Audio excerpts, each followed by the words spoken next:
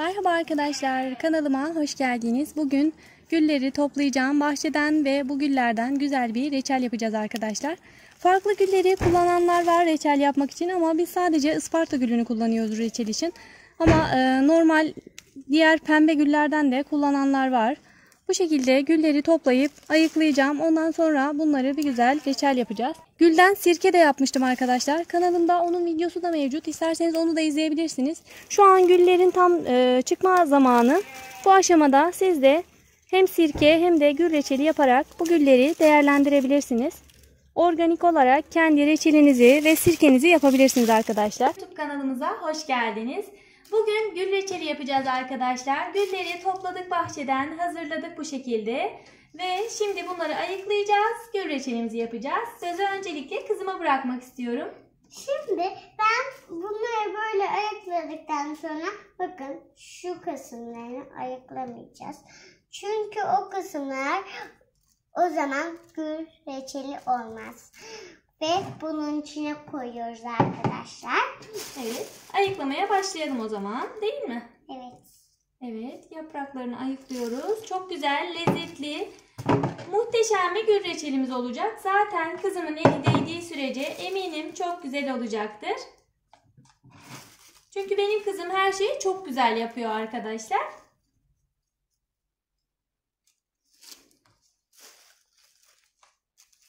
Şimdi abone olmayı ve like atmayı unutmayın annemin kanalına.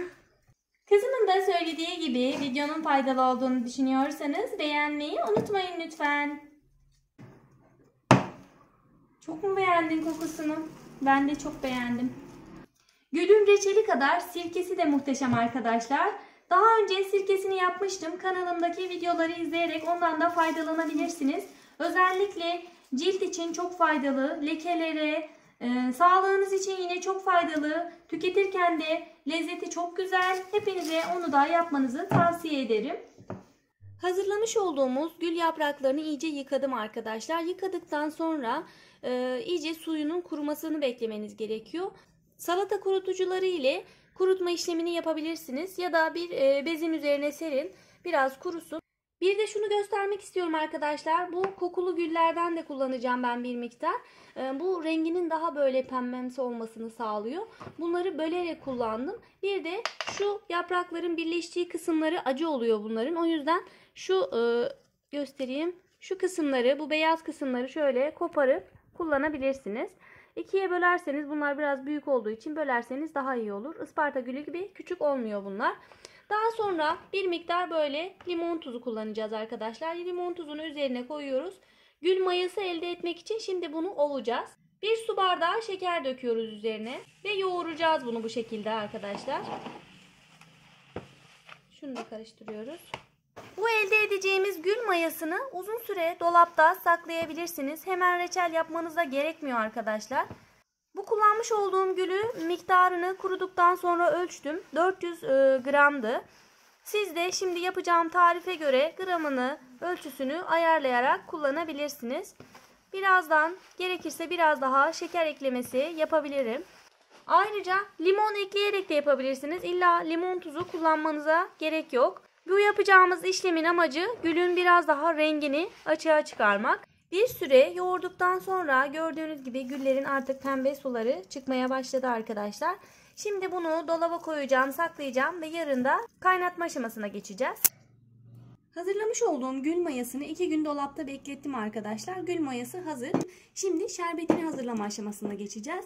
Şerbeti için 10 su bardağı şeker, 6 su bardağı da su kullandım.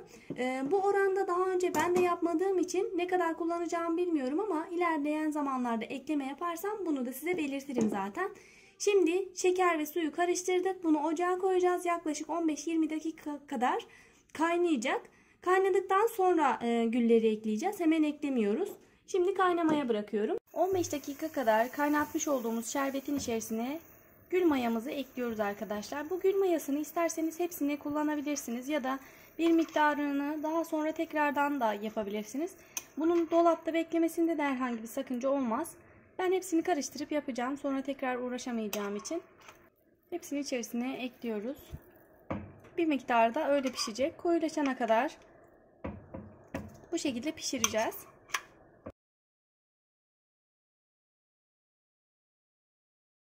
Artık koyulaşmaya başladı arkadaşlar. Ne kadar koyulaştığını, kıvamını anlayabilmek için şöyle kaşığın içerisinde bir miktar alın. Bunu kenarda bir yerde bekletin. Soğumadan anlaşılmıyor çünkü. Sıcakken cıvık görünüyor ama biraz beklettiğinizde soğuyunca biraz daha koyuluyor. Kıvamını o zaman daha iyi anlayabilirsiniz. Mesela böyle bir tabağın içerisine koyun, bekletin bir süre. Bakın koyuluğunu şöyle yaparsanız anlarsınız. Daha sonra indirebilirsiniz artık. Şimdi indirmeye yakında bir miktar limon tuzu ekliyorum ben. İsterseniz limon da kullanabilirsiniz. Normal limon da sıkabilirsiniz. Bu şekerlenmesini önlemek amacıyla yaptığımız bir şey zaten. Limon tuzunu da ekleyip 2 dakika daha kaynatacağım, sonra çıkaracağım arkadaşlar. Gül reçelimiz hazır arkadaşlar. Bakın kıvamı oldukça iyi. Ben içinde gülün oranının fazla olmasını sevdiğim için biraz böyle gülü bol olarak yaptım. Siz eğer daha böyle sıvı, akışkan ve içerisinde gülün az olmasını isterseniz şeker ve su oranını biraz daha arttırabilirsiniz.